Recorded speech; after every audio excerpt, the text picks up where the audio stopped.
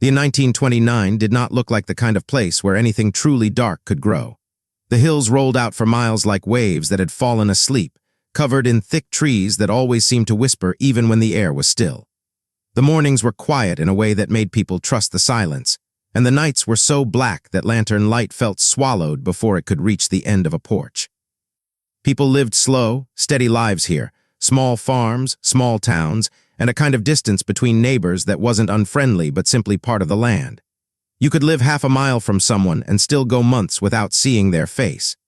It was the kind of place where secrets could rest in plain sight, tucked between the trees and the old dirt roads that twisted like they were avoiding something. The scientist had come long before the trouble began, long before anyone whispered his name with fear or confusion. He wasn't the type of man people expected to move into a rural place like this. He was the quiet, thinking sort, the kind you imagine belongs to a large city or a university with stone buildings and big windows. But he said he wanted peace. He wanted to study the land, the soil, the strange mineral patterns that old settlers had talked about for years. At first, the townspeople shrugged. If he wanted to bury himself in the woods and take notes all day, that was his business. They had seen stranger things. His house sat alone on a hill built from old timber that looked older than him by decades. He kept to himself most days, carrying notebooks and long metal tools that caught the sun like sharp teeth. When the kids in town saw him walking down the road, they'd stare. He wasn't frightening, just different, too serious, too focused, like he carried thoughts that didn't fit inside a normal person's mind. But he always tipped his hat and spoke softly, so eventually people stopped paying much attention. Around him were the others who would later become part of the story, though none of them knew that yet. There was a woman who lived a mile downhill, someone who kept her home neat and her life even neater. She was well-liked, with a way of listening that made people feel understood. She had grown up in the area and married young, but her husband was gone now, taken by a fever that swept through the region 2 years earlier. She lived alone with her routines and her quiet strength, and she often waved to the scientist when their paths crossed. He always waved back, though something in his eyes seemed to search for words he never said. Then there was the trapper, a man who once moved through the woods like he was part of them. He had a calm way of talking and a habit of avoiding trouble unless trouble came to him first. He knew every trail, every scent, every broken branch. People trusted him, maybe more than they should have. He had a habit of knowing too much, always hearing things before others heard them. But when you live in a place where sound travels clean across valleys, a man like that becomes useful. There was also a young boy, barely old enough to be called a teenager. He delivered milk and eggs to the scattered houses along the ridge, riding a tired horse and singing to himself to stay awake in the early mornings. He had seen more than people realized, mostly because he was small and quiet and easy to forget. He liked the scientist, who paid him a few coins extra each week for the early deliveries. The boy once said the scientist's house felt colder than any other place he'd been, even in summer. His mother brushed it off as imagination. None of these people shared much beyond the land they lived on. Their routines rarely crossed except for polite greetings or small favors. Life was simple, steady, almost predictable. But beneath the normal days were small cracks, nothing dramatic, just enough to make someone who paid attention feel uneasy. The widow had been seen arguing with someone in town a month earlier, though no one knew over what. The trapper had returned from a long winter hunting trip with shadows under his eyes and a short temper. The boy had started waking in the night, saying he heard strange sounds from the hills, sounds he couldn't explain. And the scientist, he had been acting differently. He stayed out later than before, his lantern bobbing through the dark woods long past midnight. Sometimes people watching from their windows swore they saw him standing still in the trees for what felt like hours, as if listening to something only he could hear. Little things, strange things, but they were full of odd stories, so most people let them go. Still, there was a quiet shift in the air, a heaviness, like the hills were holding their breath. Nobody noticed it fully, not then, but they felt it, in the way the birds sometimes fell silent for no reason, in the way dogs refused to go near the scientist's hill after dusk. In the meantime, the woman kept her doors locked even during the day. In the way the trapper watched the woods with worry, he didn't try to hide. And in the way the boy rode faster past the ridge each morning, avoiding the shadows that stretched across the road.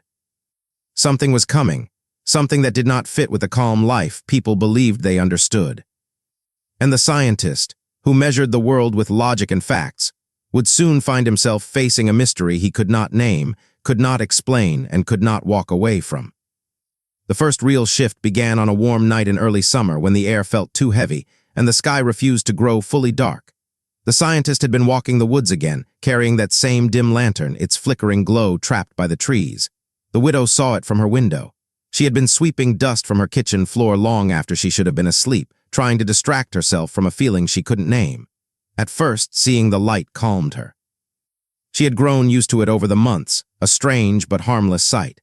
But that night something looked different. The lantern moved faster, as if the scientist was in a hurry or being chased. She leaned closer to the window, her breath fogging the glass, but the lantern dipped behind the ridge and disappeared before she could make sense of it. The next morning the boy arrived with the milk. He looked pale, his hair damp with sweat even though the air was cool. She asked if he was sick, but he only shook his head and said he had heard something in the woods before sunrise, something like a scream but not human. He said the sound made his horse stop walking and refused to move for a long minute. The widow tried to push it away as a fox or a bobcat, but the boy's eyes told her he didn't believe that, and neither did she. Later that day, the trapper showed up in town looking troubled. He spoke quietly to the sheriff about broken branches deep in the forest and a strange smell that lingered between the pines like burned metal. The sheriff laughed, saying he probably stumbled on some old mine shaft venting foul air. But the trapper didn't laugh. He didn't even smile. He walked out of the office stiff and tight, like a man holding something too big for his chest. From there, the tension began to grow, small at first, but steady. The scientist visited town more often than usual, buying tools and supplies he wouldn't explain. People noticed his hands shaking as he counted coins, and how he kept glancing toward the woods as if expecting someone to follow him. The townspeople whispered, discomfort spreading like a slow infection. The peace they once trusted now felt thin. One late afternoon, the widow found the scientist standing at her gate. He looked exhausted, eyes rimmed with red, his shirt collar damp with sweat. He apologized for coming uninvited, but said he needed to speak with someone he trusted. She didn't know if she trusted him, not really, but she opened the gate anyway. He stepped inside, his boots leaving dark marks across her clean dirt path. He told her he had been hearing things, soft, low vibrations that he thought at first were coming from deep underground. Something natural, he said, something explainable. But over the last week the sounds had grown louder, sharper, almost like whispers. The widow asked if he had slept. He said not well. He almost looked embarrassed as he admitted that he felt watched, not by an animal, not by a person, but by something else. She wanted to dismiss it. She tried to, but the fear in his voice caught her. It wasn't the kind of fear that comes from superstition or stories. It was the fear of a logical man who had run out of explanations. When he left her home, she closed the door and locked it, even though the sun was still high. A few days later, the trapper came up the ridge to see the scientist. They weren't friends, but they knew each other well enough to share a meal or a conversation when paths crossed. The trapper had heard about the scientist's strange nights in the woods and decided it was time to speak directly. When he reached the house, he noticed the door was open a crack. He stepped inside and found papers covering the table, drawings of strange soil patterns, maps with circles drawn around certain wooded areas, sketches of symbols carved into rocks. The scientist came in moments later, carrying a metal device that the trapper didn't recognize. He said it was meant to measure vibration in the ground, but the trapper didn't care about the explanation. He wanted to know what the man was chasing. The scientist didn't answer right away. He set the device on the table and rubbed his hands together like he was trying to warm them. Then he said something was moving under the land, something large, something that didn't match anything he had studied. The trapper asked if he meant an animal or a shift in the earth. The scientist just shook his head with a tight, distant look. The trapper left uneasily, but before he walked out the door, he warned the scientist. He told him that the hills had old stories bound to them, stories about places where the ground wasn't safe, where the trees grew wrong, where people disappeared without a sound. The scientist snapped at him then, saying he didn't believe in tales told by men who feared shadows. His voice cracked louder than he meant it to, and the trapper stared at him for a long second before walking out. That moment, small as it was, planted the first seed of conflict between them. The widow heard about their argument the next day from the store clerk. She felt a tightness in her chest that she couldn't shake. If the scientist, the calm and careful man she had known, was losing control, something serious was happening. In the following weeks, things worsened. The scientist looked thinner, his clothes hanging loosely, his face hollow. He kept packing the woods, leaving deep footprints along the ridge path. The boy told people his horse wouldn't go near the scientist's hill anymore, even in daylight. The sheriff brushed these things off, saying people were letting their imaginations run wild with the summer heat. But imagination alone couldn't explain the new cracks in the scientist's windows, as though something had pushed against the glass from the outside. Nor could it explain the sudden disappearance of the farmer's dog, who lived down the ridge, or the way the air near the scientist's property seemed colder than the rest of the valley.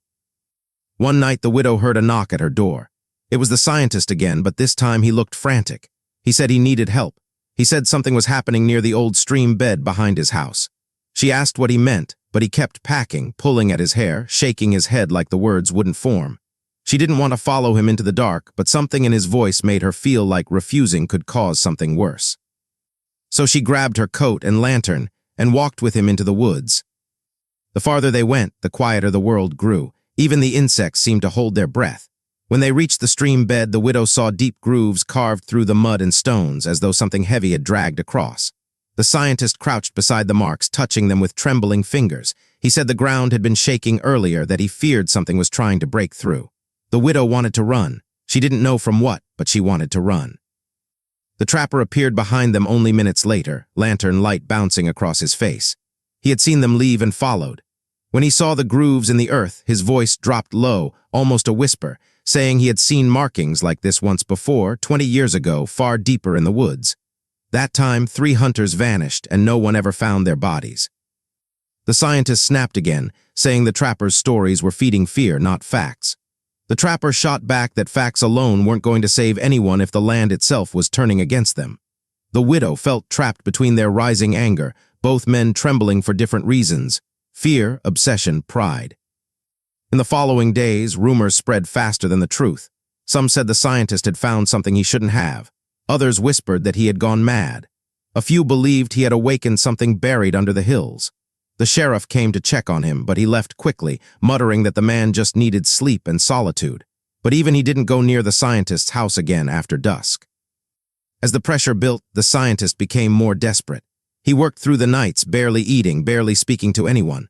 The widow tried to help him once by bringing fresh bread, but when she reached the house, she heard him inside talking to someone in a trembling voice. When she knocked, he froze. She waited a long minute, but the door never opened. She left the bread on the step and walked back home, her heart pounding. The trapper, growing more convinced that something dangerous was happening, tried to gather supplies and convince the widow to leave the ridge temporarily. She refused. She said running now didn't feel right, like they would be abandoning the scientist to something none of them understood. The trapper grew frustrated, raising his voice for the first time since she'd known him. He stormed out, leaving tension thick between them. The boy watched all this quietly, taking in every fearful whisper, every strange sight. One morning, he told his mother he had seen the scientist staring into the woods, unmoving, for almost an hour. He said the scientist didn't blink once. His mother told him not to talk like that, but her hands shook as she scrubbed the table. By now, the air on the ridge felt charged with something no one could explain. Doors stayed locked even when the sun was high. People avoided walking alone. Lanterns burned later than usual behind shuttered windows. The scientist's hill seemed darker than the rest, as if the trees themselves pressed closer to the house. Inside him, something was breaking. He wanted answers, but the deeper he searched, the more the unknown stared back at him. His notebooks were full of shaky handwriting, his charts crossed out and rewritten over and over. He had once been a man of reason, steady and sure. Now he could barely trust his own thoughts. Each night he heard the vibrations. Each night they grew sharper. And each night he felt more certain that whatever was under the land was trying to rise. He wasn't the only one slipping. The trapper became short-tempered, snapping at people in town, losing patience with anyone who spoke lightly of the danger. He stopped sleeping through the night, waking from dreams of distorted shapes moving beneath the ground. He started carrying his rifle everywhere, even to the store. People whispered that he was becoming unstable, but none dared say it to his face. The widow felt a different kind of pressure. She began having dreams of the stream bed, dreams where the grooves in the earth grew deeper and deeper until something broke through. She woke each morning with her heart racing, afraid to close her eyes again. Her loneliness became heavier, pressing down on her with every passing day. She wanted to trust the scientist, to believe he could explain what was happening. But she also feared he was at the center of it all in ways she couldn't yet understand. The boy became quieter, avoiding his delivery route near the ridge whenever he could. He admitted to his mother that he sometimes heard someone calling his name from the woods, except the voice wasn't quite right. as if it came from deep underground. His mother forbade him from riding near the scientist's hill unless necessary. By late summer, everything felt ready to snap. The land itself seemed tense, the nights colder, the silence thicker. The scientist walked into town one last time, packing in front of the general store until the trapper approached him. Their argument started small but grew quickly, voices rising while people pretended not to stare. The scientist accused the trapper of spreading fear and interfering with his research. The trapper accused the scientist of unleashing something dangerous and refusing to stop. The widow stepped between them before the fight escalated, her hand trembling as she pushed them apart. They walked away from each other, both shaking with anger, guilt, and something darker neither could name. The widow felt hopeless watching them, knowing the bond between them, thin as it had been, was broken now. She sensed something terrible was coming, something none of them could stop. The boy, who had been watching from behind the water barrels, whispered to himself, "It's getting closer." He didn't know what he meant, only that it felt true. And beneath their feet, deep in the earth, the vibrations trembled again, longer this time, not loud enough for most to notice. But the scientist felt it, and he knew the breaking point was near. The night the crime happened was colder than it should have been for late summer, the kind of cold that felt wrong on the skin, like it came from the ground instead of the air. Fog hung low along the ridge, moving in slow ribbons that curled around tree trunks. The sky held no moon, only a thin line of gray behind heavy clouds. Even the insects had gone quiet. The whole ridge felt suspended, as if time itself had paused, waiting for something to happen. The scientist hadn't slept in days. His hands shook as he shoved notebooks, metal tools, and lantern fuel into a canvas bag. Sweat covered his forehead even though the air felt icy. He kept muttering under his breath, almost praying, almost warning himself. He believed that the thing under the land was reaching its final stage, trying to break through the earth for real, not just disturb it. He told himself he needed proof, something real to bring to authorities, to the universities, to anyone who would listen. But deep inside, there was another feeling pressing on him. If he didn't face it tonight, he never would. Down the ridge, the widow paced her house with her lantern clutched in both hands. She had a sick feeling in her stomach, as if someone had tied a knot deep inside her. She kept glancing toward the scientist's hill, even though she couldn't see anything through the thick fog. She didn't know why, but she felt he was going to do something dangerous, something he couldn't come back from. After a long moment of standing frozen in her doorway, she grabbed her coat and stepped outside. The trapper was already in the woods, moving quickly and quietly, the barrel of his rifle glinting faintly in the darkness. He had seen the scientist leave his house carrying the heavy bag. Something in the man's posture, wild, desperate, shaking, made the trapper follow without thinking twice. He didn't trust the scientist to stay safe, but more than that, he didn't trust the land anymore. The air felt alive with something he couldn't name, and it made his skin crawl. He had the look of a man bracing himself for a fight he knew he couldn't win, but refused to walk away from. The boy, meanwhile, had woken abruptly from a nightmare. He told himself he would stay inside, that whatever was happening up on the ridge wasn't for him to see. But then he heard it, his name whispered from the woods beyond his window, low and distorted. He froze, breath trapped in his chest. When the whisper came again louder, he bolted from his house, running barefoot into the night before he could think twice. Fear drove him, but something else pulled him too, something he didn't understand. All four paths, scientist, widow, trapper, and boy, moved toward the same place, the old stream bed behind the scientist's house. The ground there had been split wider in the last days, deep grooves running along the mud like claw marks made by something too big to imagine. The air above the cracks seemed to pulse, faint but unmistakable. The scientist reached the stream bed first. He dropped to his knees and set his lantern down beside the deepest groove. His breath came fast, harsh, clouding the air. He pulled out a metal probe, its tip sharp and cold, and pressed it into the crack. The ground vibrated, soft at first, then growing stronger. His heart raced, not just from fear, but from the belief that he was finally about to uncover something extraordinary, something that would prove he hadn't lost his mind. Something that would make all his sleepless nights worth it. But another part of him, small, quiet, still rational, whispered that he had gone too far. The trapper stepped out of the trees just as the scientist leaned closer to the crack. "Stop!" the trapper hissed, his voice low but urgent. "Whatever you're doing, stop. You don't know what you're waking." The scientist jerked around, eyes wild. "It's already awake," he said, breath shaking. "I have to see it. I have to understand." The trapper took a step forward, tightening his grip on his rifle. "You're going to get yourself killed, and maybe the rest of us too." "Get out of my way," the scientist snapped, turning back toward the crack. This is bigger than you." Before either man could say more, the widow arrived, her breath unsteady as she stumbled down the slope. "What are you doing?" she cried, voice thin with fear. "You both need to stop, please, just stop."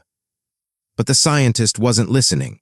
His lantern flickered as he pushed the probe deeper, and the ground shuddered under their feet. A deep, low rumble rose from below like the earth growling. The widow clapped a hand over her mouth.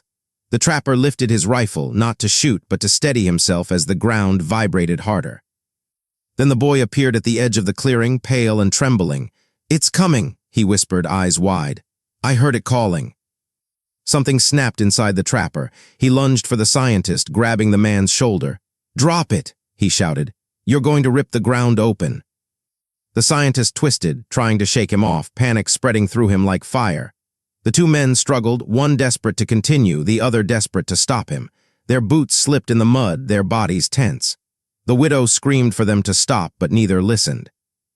Then it happened, fast, violent, and irreversible. The scientist wrenched away, and in the same motion, the trapper tried to pull him back. Their weight shifted wrong on the wet ground. The scientist fell toward the crack, catching himself on one hand. The trapper grabbed his coat, trying to pull him back. The scientist, terrified of falling into the vibrating earth, swung the metal probe in blind fear. The tip struck the trapper, skull with a sickening, hollow sound. The trapper's eyes widened, not in anger, but in shock. His body froze for a moment, then staggered backward. He touched the side of his head, and his fingers came away dark. His rifle dropped to the mud. He swayed once, trying to speak, but no words came. The widow screamed. The boy cried out. The scientist stared as if the world had just split open. The trapper crumpled to the ground, falling hard onto his side. His chest rose once, sharply, then again, slower. The fog swallowed the warmth of his breath as it faded into the cold night. The scientist dropped the probe, eyes wide and empty. His hands shook violently as he bent over the trapper. I wasn't trying to," his voice cracked into pieces. He pressed his hands against the wound as if he could somehow take back what had happened. But blood slipped through his fingers, warm and sticky, dark against his pale skin. The widow fell to her knees beside them, sobbing, her hands shaking as she tried to find a pulse. "Come on," she whispered, as if begging the trapper to stay alive through sheer force of will. "Please, please don't do this." The boy backed away, trembling so hard his teeth knocked together. He had never seen death up close, never smelled fresh blood on cold air. His legs almost gave out under him as he stared at the trapper's still body. The scientist broke apart. He whispered apologies over and over, his voice barely audible. His mind raced, fear, guilt, disbelief, horror, all twisting inside him. He hadn't meant to kill anyone. He had only wanted answers. He had only wanted to stop the thing beneath the ground. And now he had done the one thing he could never undo. The vibrations in the earth slowly faded, growing weaker by the second, until the ground lay still again. The silence that followed felt crushing, heavy with the weight of what had happened. The widow grabbed the scientist's arm. "We have to get help," she said, her voice shaking but steady enough to hold meaning. But the scientist pulled away from her, stumbling to his feet. "No," he said, breath ragged. "They won't understand, they'll blame me, they'll think I'm mad." His hands were covered in blood, on his wrists, his sleeves, under his nails. He stared at them in horror. "I didn't mean to kill him." The boy whispered, "We have to tell someone." The scientist backed away slowly, his face twisting with panic. "No, no one will believe me. They'll think it was on purpose. They already think I'm losing my mind." The widow stood, tears streaking down her face, trying to calm him. "Please," she begged. "Running will only make this worse." But he wasn't listening. Something in him had snapped completely. He turned and ran into the woods, disappearing into the fog like a shadow being swallowed whole. The widow called after him, but her voice vanished into the trees. Left behind, she knelt beside the trapper again, brushing mud from his cheek with shaking fingers. She whispered his name through tears, but he didn't move. The boy sank to the ground a few feet away, covering his ears, trying to block out the sound of the widow's sobbing. The night closed in around them, cold and empty. The crime, violent, accidental, devastating, hung in the air like a wound, open and bleeding. And somewhere in the distance, the sound of the scientist running through the forest echoed long after his figure was gone, swallowed by the darkness that had been waiting for this very moment. The moments following the crime spiral into a haze of shock and frantic confusion as each grapples with the gravity of what has happened. No one speaks at first. Their minds are too overwhelmed, their hearts too heavy. Some cling to denial, convincing themselves that the situation is not as serious as it truly is, while others begin crafting internal justifications, replaying the events in desperate attempts to reshape the truth into something forgivable. There are trembling hands, frantic breaths, and the chilling realization that nothing in their lives will ever be the same again. As the immediate panic settles into a quieter dread, subtle divisions begin to emerge among them, one insisting they did what was necessary, another drowning in guilt, and a third silently calculating the consequences. Each attempt to discuss the incident only exposes deeper fractures.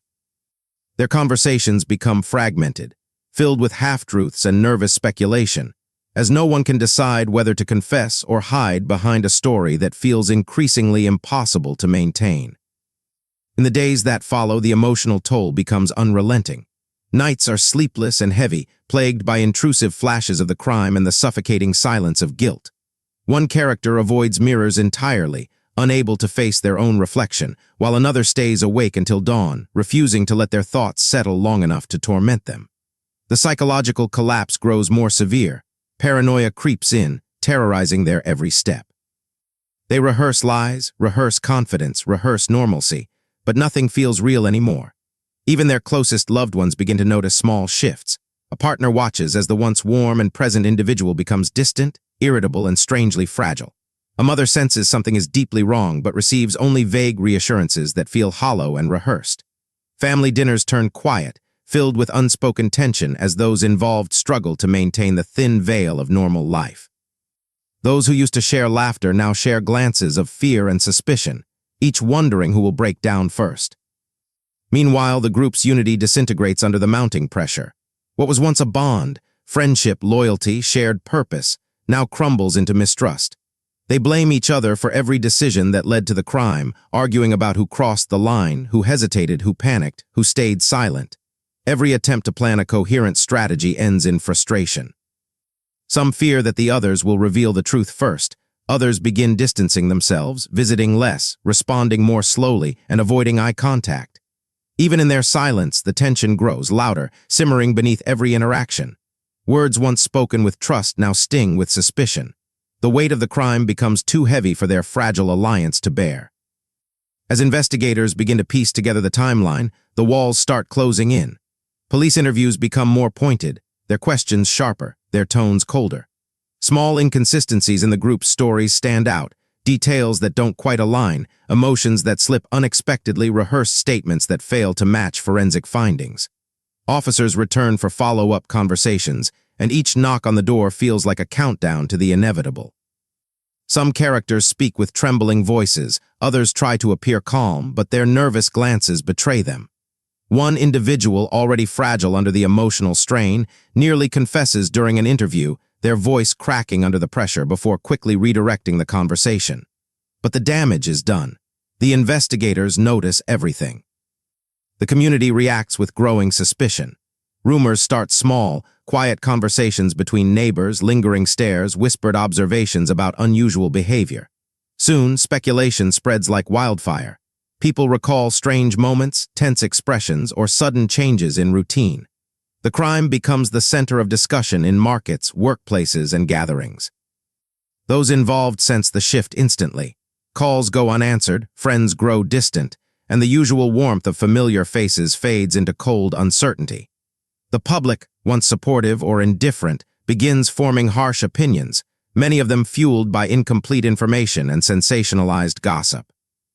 Media attention intensifies the scrutiny. News outlets report new details daily, often twisting facts to create shocking headlines. Social media platforms erupt with theories, accusations, and emotional responses. Old images and posts resurface, painting distorted portraits of the individuals involved. The stories spread faster than the truth, shaping public perception long before any official conclusions can be drawn. Someone who was once admired for kindness now becomes the subject of endless criticism.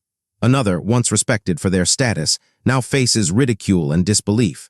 Reputations built over years collapse in days. It becomes painfully clear that society is no longer willing to give them the benefit of the doubt. They are judged not just for the crime, but for every action, every photo, every flaw they ever tried to hide.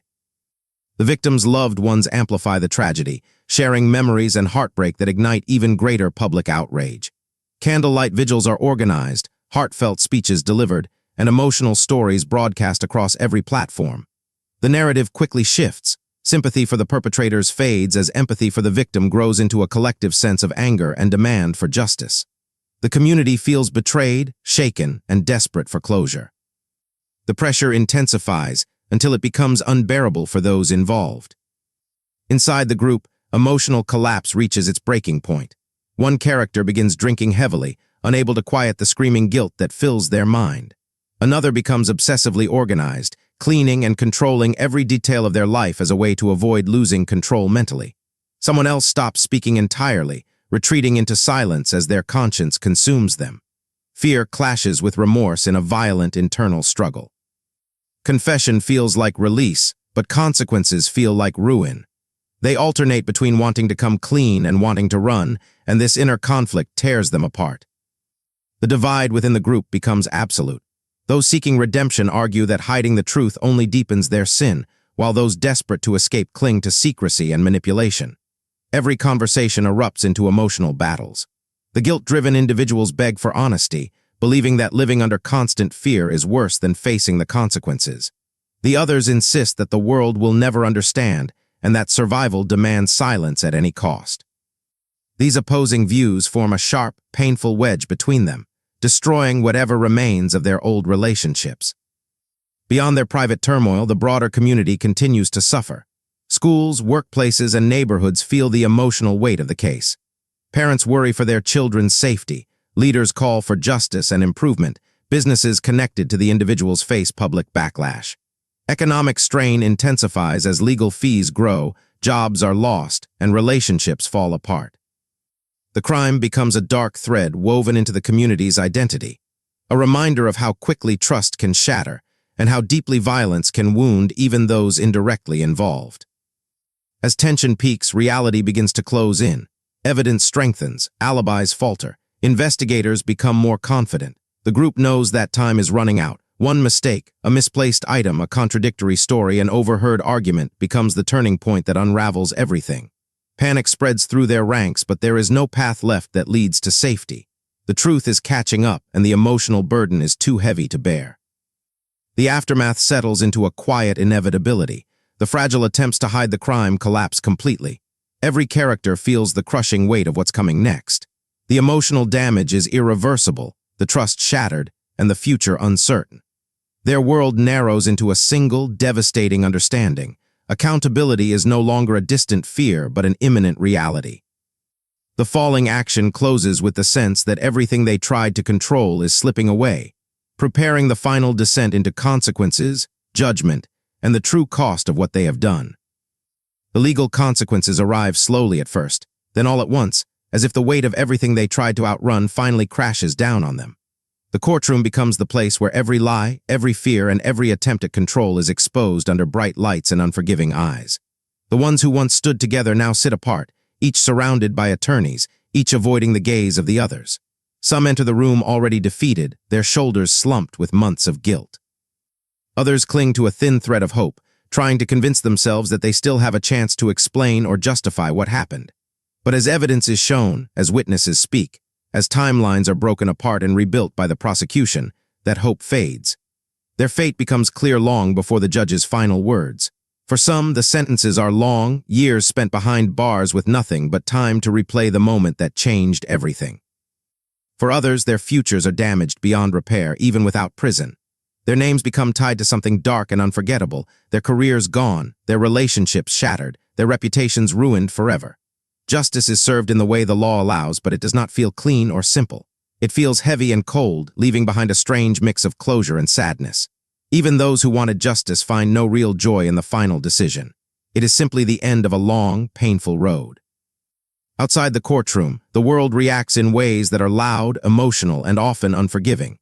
People gather outside the courthouse during the trial, holding signs, demanding answers, demanding fairness, demanding consequences. Some speak with anger in their voices, convinced the sentences are too light.